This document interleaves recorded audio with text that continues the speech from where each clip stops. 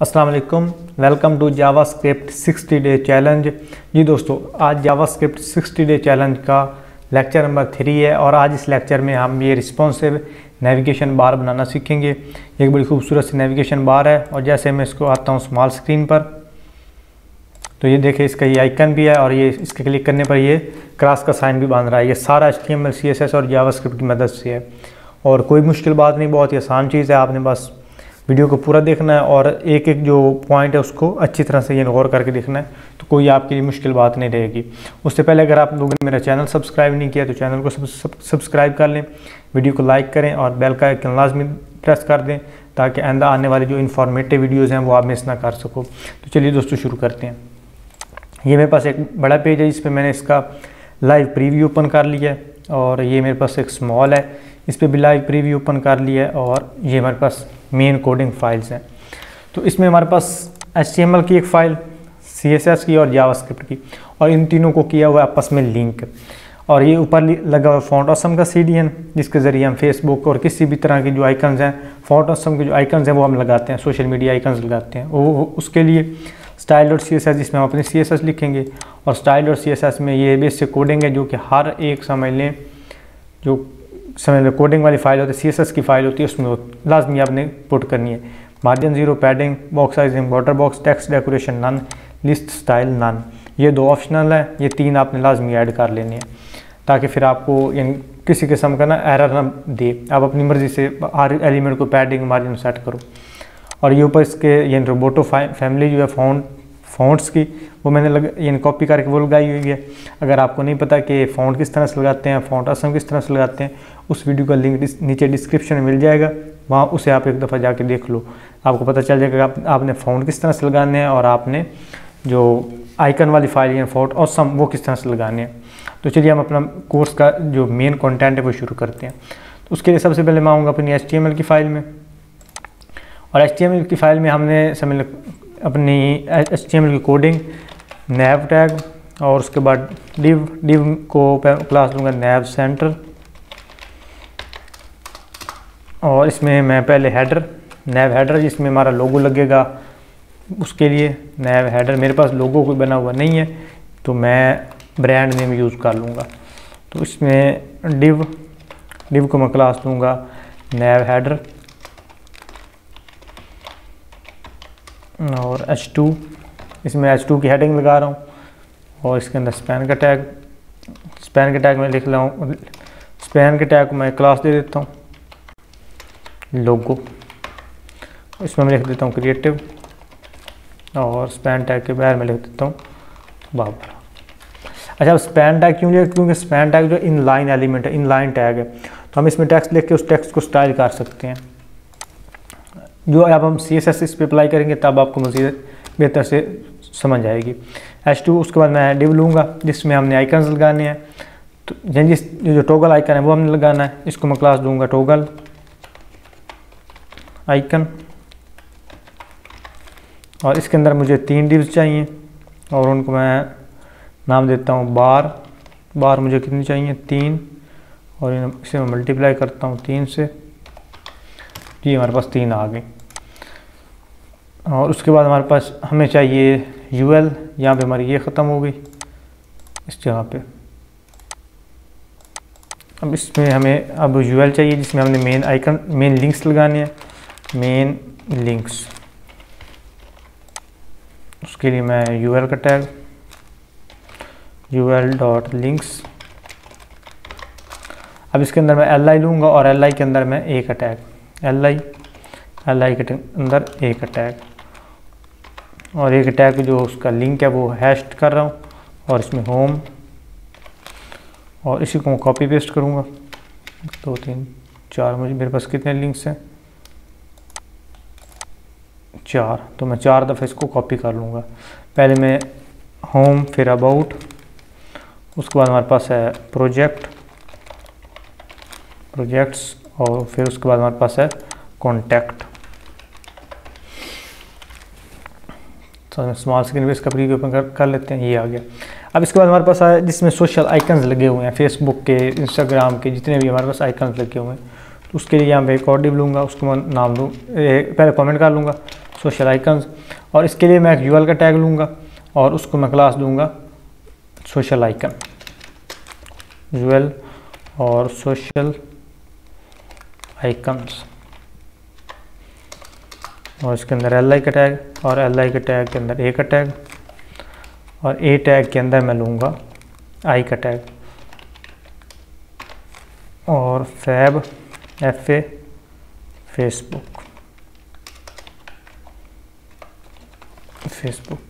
Facebook icon लग गया। इसी को मैं डुप्लीकेट कर लेता हूँ। मुझे अब ये कितने चाहिए, 5, तो मैं 5 बार इसे कर लेता हूँ, 2 3 4 और 5। जो सेकंड वन है इसमें हमें ट्विटर चाहिए, मैं ट्विटर का लिखूँगा।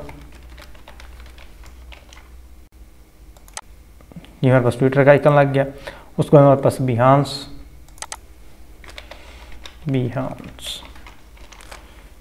का लग गया। उसका लिंक्डइन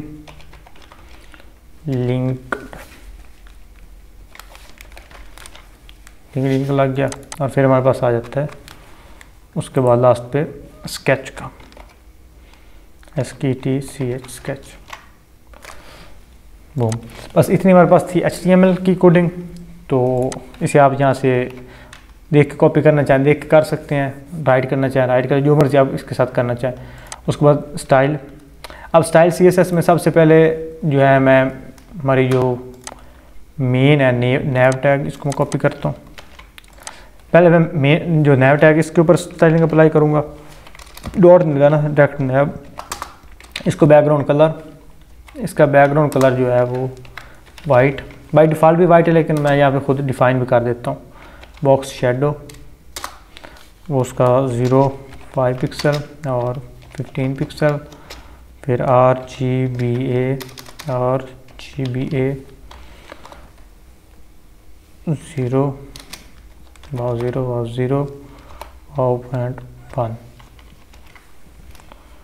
तो ये इसका आ गया, ये यहाँ पे 0.1, ज़्यादा गहरा नहीं, हल्का सा चाहिए बॉक्स शेडो।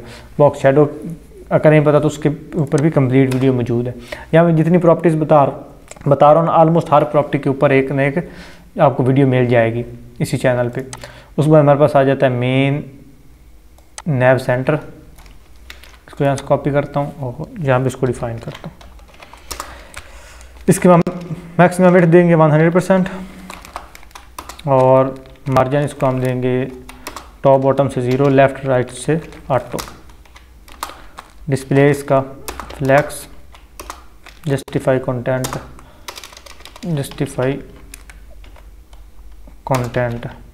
Centre, justify. उसके बाद हम इसको पैडिंग देंगे या space between, justify content centre नहीं बल्कि हम इसको कहते हैं स्पेस बिटवीन, इनके दरमियान स्पेस हो। अब ये समझ ले, जब हम डिस्प्ले फ्लैक्स यूज़ करेंगे तो ये सारा इनलाइन आ जाएगा। अगर आपको फ्लैक्स बॉक्स का नहीं पता तो फ्लैक्स बॉक्स पे कंप्लीट वीडियोस मौजूद हैं, आप उसे एक दफ़ा जाके देख सकते हो। उसके बाद पैडिंग टॉप बॉटम से 1 REM और फिर लेफ़्ट राइट से 6 REM, ये आ गया। उसके बाद नैव, हमें जो नैव हेडर है उसको स्टाइल करेंगे, तो उसके लिए मैं नैव हेडर की क्लास करता हूँ, यहाँ से कॉपी, यहाँ पे नैव हेडर को सबसे पहले पैडिंग देंगे, टॉप बॉटम से 10 पिक्सल, लेफ़्ट राइट से 0 पिक्सल। डिस्प्ले इसका हम करेंगे फ्लैक्स और display flex line item centre, justify content space between colour. एक हमारा मेन कलर होगा जो हम ऑलमोस्ट हर एक पे यूज़ कर रहे होंगे, उस 5CA8 ये इसका कोड है, ये आ गया मेन टैग। उस पर ऊपर जो लोगो है, अब लोगो वाली जो क्लास है वो मैंने लगाई है स्पैन टैग के अंदर, तो इसको मैं यहाँ पे और कलर दे दूँगा ताकि हमारे पास जो स्पैन, जो क्रिएटिव लिखा हुआ स्पैन में है तो इसका कलर और हो जाए। इसको मैं कलर करता हूँ कलर 222 और इसको हाइट दे देते हैं 40 पिक्सल। ना भी दे तो कोई मसला नहीं है, लेकिन दे देंगे तो थोड़ा सा एरर आगे नहीं आएगा। उसके बाद हमारे पास लिंक्स आ गया, तो मैं लिंक्स वाली क्लास को यहाँ से करता हूँ कॉपी, और जो लिंक्स हैं उसको हाइट जो है ऑटो, हाइट इसकी ऑटो, डिस्प्ले इसका फ्लैक्स। ज़्यादा मैं फ्लैक्स बॉक्स यूज़ कर रहा हूँ इसमें। अब फ्लैक्स बॉक्स किया तो इसके जो एलिमेंट्स है वो सारे इनलाइन आ गए। उसके बाद लिंक्स के अंदर जो एक टैग है उसको स्टाइल करेंगे। सबसे पहले उसको कलर देंगे, कलर वो HSL और इसमें 209 और 34% और 30%। क्योंकि मैंने ये पहले कलर यूज़ किए हैं तो इसलिए मुझे तो इनका एग्जैक्ट आइडिया है कि कौन से कलर यूज़ हो रहे हैं। आप अपनी मर्ज़ी की कलर स्कीम जो है वो चूज़ करोगे। Font size 1 REM, text transform capitalise, मतलब इसका जो फर्स्ट होगा वर्ड होगा वो कैपिटल हो जाएगा। लेटर स्पेसिंग 0.1 REM, और उसके बाद डिस्प्ले इसका ब्लॉक। अब सारे जो एक एलिमेंट है उनके ऊपर ये स्टाइलिंग अप्लाई हो रही है। और पैडिंग टॉप बॉटम से 5 पिक्सल 0.5 REM और लेफ़्ट राइट से 1 REM। तो थोड़ी सी इनमें स्पेस बन गई। अब ट्रांजिशन इसको दूंगा ऑल 0.3 सेकेंड, लीनियर। और अब इसको मैं बड़ी स्क्रीन पे ओपन करता हूँ। ये अब ये बड़ी स्क्रीन पे हमारे पास इस तरह का प्रीव्यू आ रहा है और स्मॉल स्क्रीन पे इस तरह का। अब ये हमारे पास लिंक्स भी हो गया। अब हम इसके एक होवर करते हैं, इसके होवर पे हम एक लगा लेते हैं। जब इसके ऊपर होवर हो उसका एक तो कलर चेंज हो जाए। कलर कौन सा चेंज हो? ये वाला मेन कलर ये चल रहा है, ये कलर इसके ऊपर हो जाए। अब इसको होवर कर देंगे तो इसका कलर चेंज हो रहा है। और इसके साथ क्या हो, इसको पैडिंग जो है लेफ़्ट, इसको होवर पर करने पर इसकी जो पैडिंग है वो भी लेफ़्ट में जा रही है। 1 REM कर देते हैं। अब होवर करते हैं तो पैडिंग लेफ़्ट। अब थोड़ा सा ये अपनी स्पेस चेंज भी कर रहा होगा।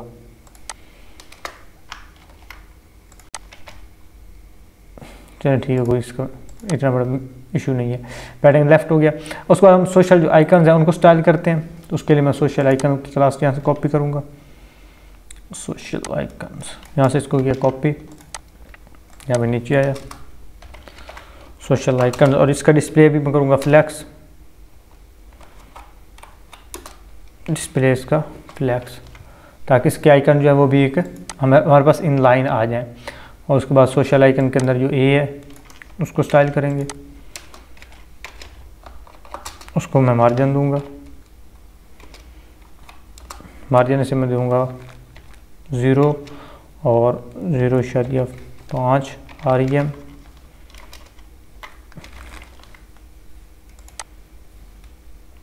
उसको थोड़ा सा और हमने अलाइन करना है। और नीचे इसमें आता हूँ और इसको मैं जो है padding top bottom letter spacing font size 1 REM, और इसका भी डिस्प्ले हम कर देते हैं ब्लॉक।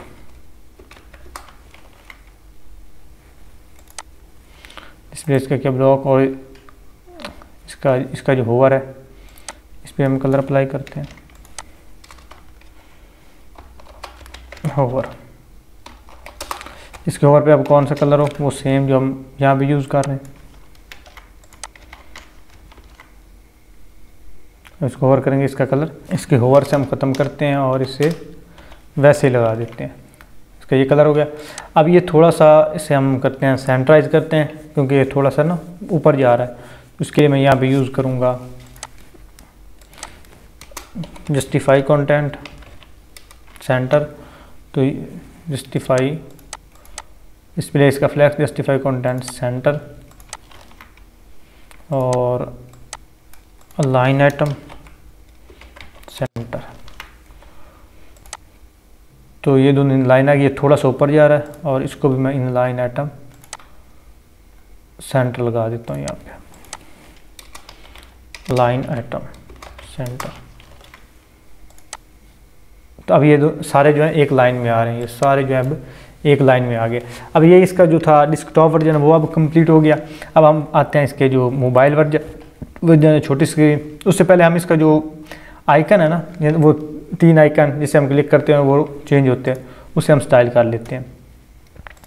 उसके लिए मैं यहाँ से बटन का जो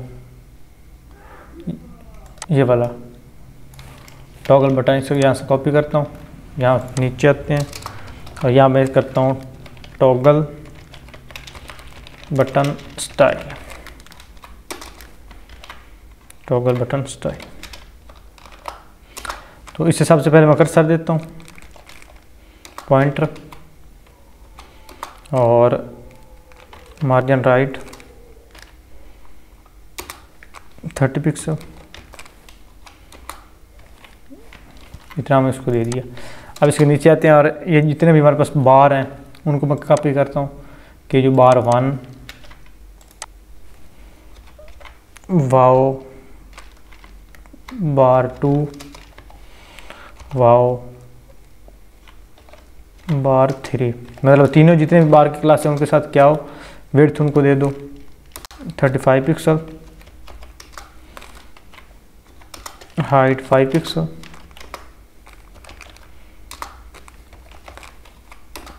और बैकग्राउंड कलर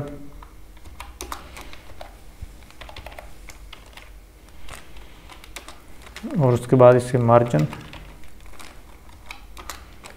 6 पिक्सल और 0 पिक्सल, ट्रांजिशन 0.4 सेकेंड। तो इसका हम किया तो ये हमारे पास टॉगल आइकन आ गया बन के, और ये वाला। अब हमने क्या करना है कि इसको ना यानी ट्रांसफॉर्म करना है, मतलब इसके जो आइकन्स हैं उनके जो कर्व्स हैं वो चेंज हो जाएं। उसके लिए यहाँ पे मैं बार 1 को यहाँ पे लेता हूँ, यहाँ पे, और उसे मैं देता हूँ ट्रांसफॉर्म, ट्रांसफॉर्म इसे मैं देता हूँ रोटेट, रोटेट कितना 45 डिग्री। तो ये 45 डिग्री वो आप सामने देख सकते हो, तो रोटेट हो गया। और साथ में ये ट्रांसलेट -8 पिक्सल, वाओ -8 पिक्सल। तो यह बिल्कुल सही यानी एक जगह पे रोटेट हो गया। और जो आइकन 2 है हमारे पास, इसे मैं डुप्लीकेट कर देता हूँ और फिर 3।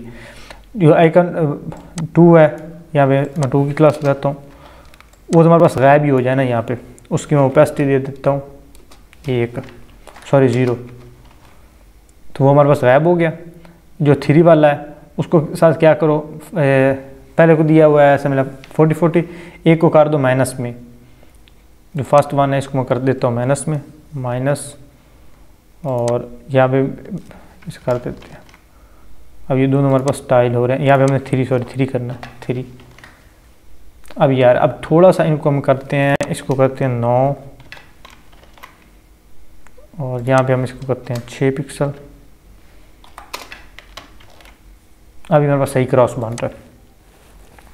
अब हमने क्या करना है, ये हमारे पास क्रॉस तो बन गया, लेकिन हमने यहाँ पे चेंज करना है कि इसके साथ डॉट चेंज क्लास लगाओ। मतलब चेंज, जब इसके ऊपर चेंज क्लास अप्लाई हो ना तब ये चीज़ अप्लाई हो, पहले ना हो, पहले ये अपनी असली हालत में ही रहे। तो ये हमारे पास बिल्कुल परफेक्टली आ रहा है। अब इसके ऊपर मैं जो चेंज क्लास है वो किस तरह से लगाऊंगा, इसके लिए मैं जावास्क्रिप्ट यूज़ करूँगा। अब इसे हम टॉगल एक्शन लगाते हैं, उसके लिए मैं यहाँ पे फंक्शन डिफाइन करूँगा, फंक्शन, और उसका नाम दूंगा टॉगल btn, और इसको यहाँ में पैरामीटर दूंगा x dot class list dot toggle, और इसको मैं दूंगा यहाँ पे चेंज, और इस फंक्शन को मैं कॉल करूँगा इस आइकन के ऑन क्लिक पर। तो यहाँ पे आता हूँ, यहाँ पे लिखता हूँ ऑन क्लिक, और वहाँ पे पैरामीटर का नाम क्या था x, तो यहाँ पे मैं दे देता हूँ x। अब इसके ऊपर मैं क्लिक करूँगा, इसको यहाँ पे किया, अब दोनों तरफ इसको कर लो सेव।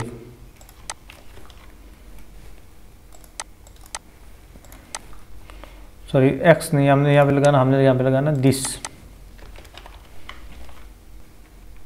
या इसके ऊपर क्लिक करूँ तो इसके जो क्लास है वो चेंज हो जाए। मैं इसको इंस्पेक्ट एलिमेंट करके दिखाता हूँ आपको।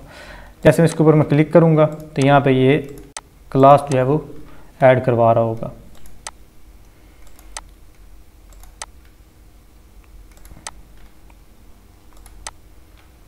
यहाँ पे आइए देखो, इसके ऊपर क्लिक किया, ये जैसे कि ये इसमें ऑन चेंज क्लास ऐड करवा रहा है। जैसे इसको ख़त्म किया तो इसके ऊपर ये चेंज क्लास जो है ख़त्म हो गई। ये बाय यूजिंग टॉगल एक्शन वो है। तो अब ये हमारे पास आइकन भी डिफाइन हो गया। और अब आइकन जो है इसको हम पोजीशन दे देते हैं, यहाँ पे पोजीशन एब्सोल्यूट,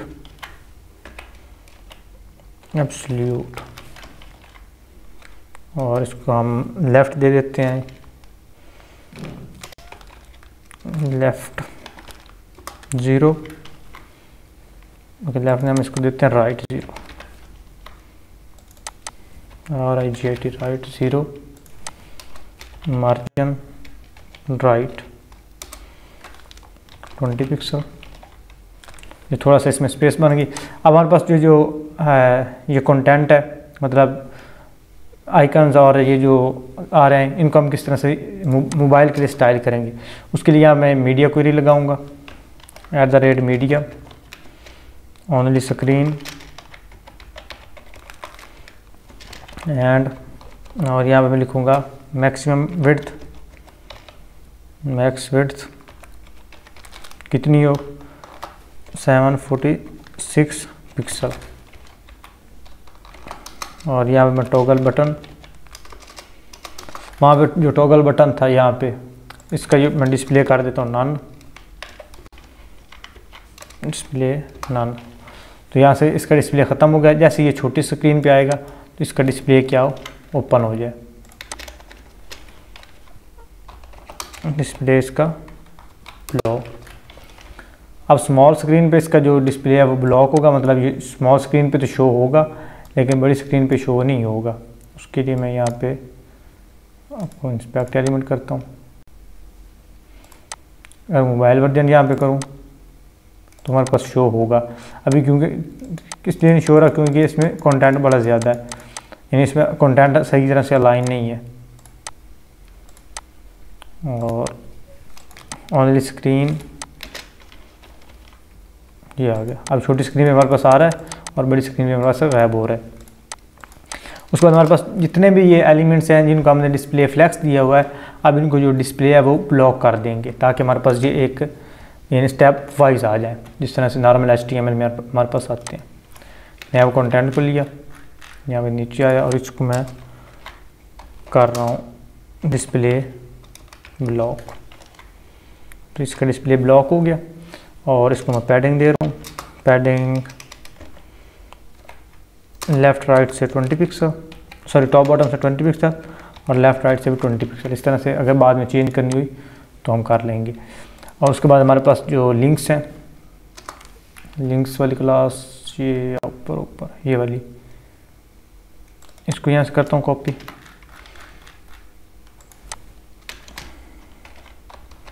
और इसका डिस्प्ले ब्लॉक, ये हमारे पास ब्लॉक में आ गया। और ये हमारे पास जो नीचे आ रहा है कंटेंट, इसको मैं क्या करता हूँ, इसको मैं कर देता हूँ गैप। तो यहाँ पे मैं सोशल आइकन जो क्लास है इसको यहाँ से करता हूँ कॉपी और यहाँ पे नीचे आके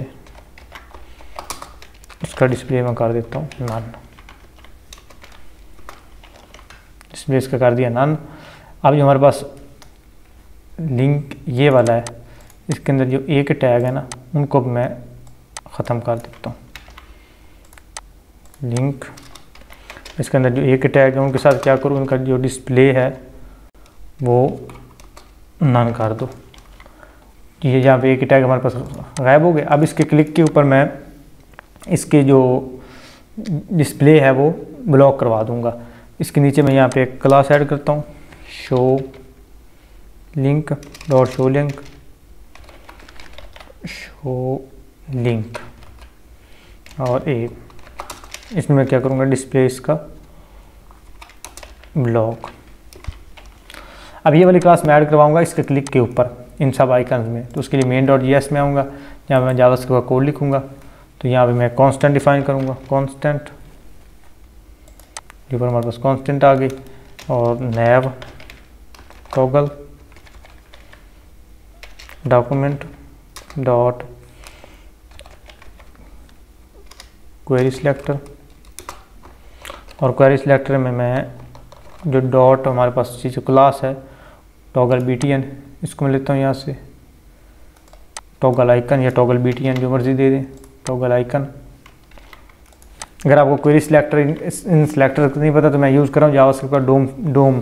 तो वो आप अगर आप जावास्क्रिप्ट डोम वाली सीरीज़ देखोगे ना तो आपको इसकी सही से समझ आएगी। उसके बाद कॉन्स्टेंट में ले रहा हूँ लिंक्स, और उसमें मैं स्टोर करा रहा हूँ document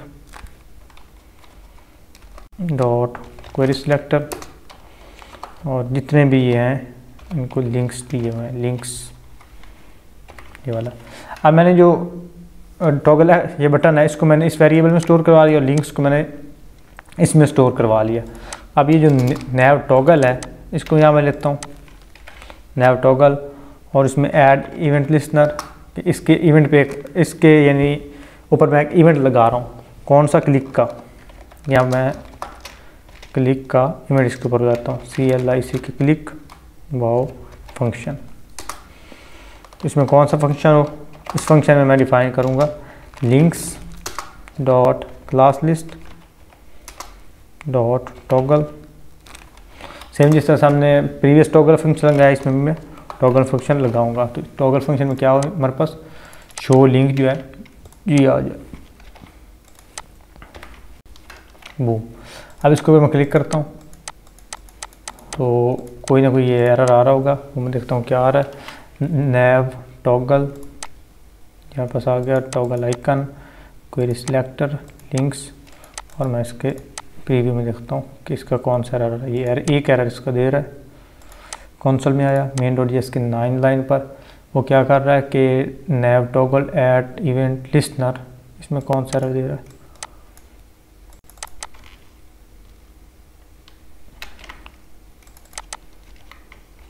add event listener CLIC का क्लिक फंक्शन।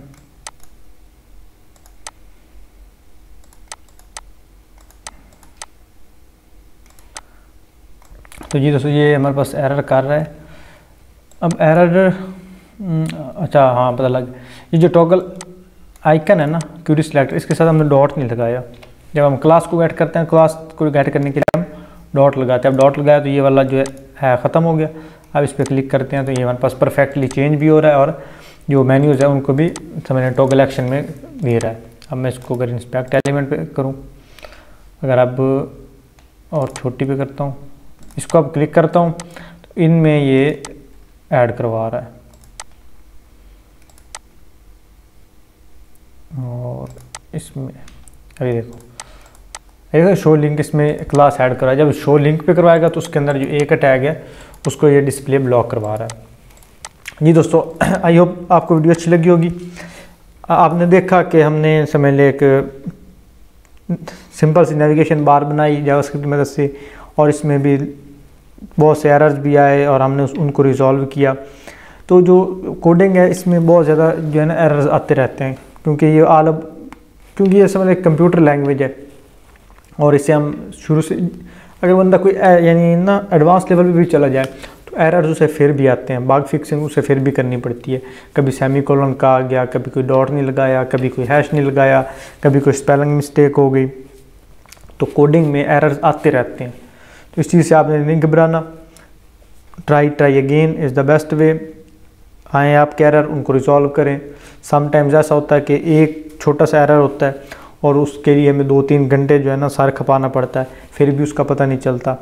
और ऐसे बैठे होते तो पता चलता हाँ ये देखो, यानी ये तो सिंपल सा डॉट लगाना था या हैश लगाना था या कोई ये स्पेलिंग मिस्टेक थी। तो कोडिंग में एरर्स आना आम सी बात है। मैं हूँ, मुझसे भी आएंगे, जो मुझसे एक्सपीरियंसड है उनके भी एरर्स आएंगे। हाँ, ये हो सकता है किसी को एक्सपीरियंस के साथ ज़्यादा एरर्स आते हों, किसी को यानी उसका उससे भी ज़्यादा एक्सपीरियंस है, उसको काम आने लग जाए, लेकिन एरर्स आएंगे, ये बात पक्की है। विदाउट एरर जो है वो समझ लें हो ही नहीं सकता कि एक बंदा कोडिंग सीख रहा है या कोडिंग कर रहा है और उस एरर्स ना आए। तो आई होप दोस्तों आपको वीडियो अच्छी लगी होगी। वीडियो अच्छी लगी तो वीडियो को लाइक करें, चैनल पे पहली बार आए तो चैनल को सब्सक्राइब करें। इंशाल्लाह मिलते हैं अगली वीडियो में।